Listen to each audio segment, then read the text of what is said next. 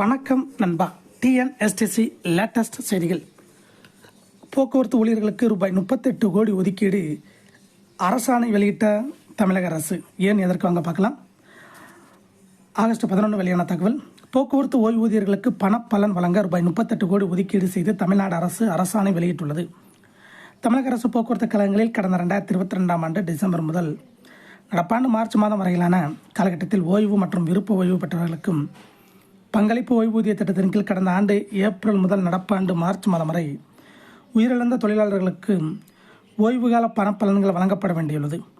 இதில் 50% வருங்கால வைப்புத் தொகை உட்பட பணப்பலனின் ஒரு பகுதியை வழங்க ரூபாய் 38 கோடியே 73 லட்சம் தேவைப்படுவதாக தெரிவிக்கப்பட்டது.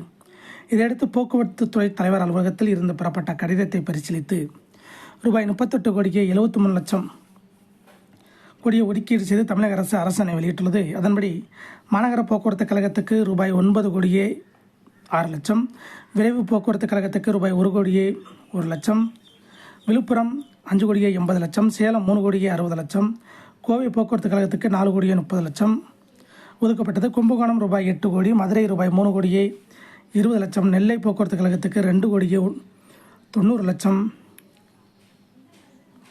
ஒதுக்கீடு செய்யப்பட்டுள்ளது குறிப்பிடத்தக்கது. இதை போன்ற போக்குவரத்து துறை அப்டேட்டுகளை தெரிந்து கொள்ள நம்ம சேனலை சப்ஸ்கிரைப் பண்ணுங்கள், ஷேர் பண்ணுங்கள், லைக் பண்ணுங்கள். நன்றி, வணக்கம்.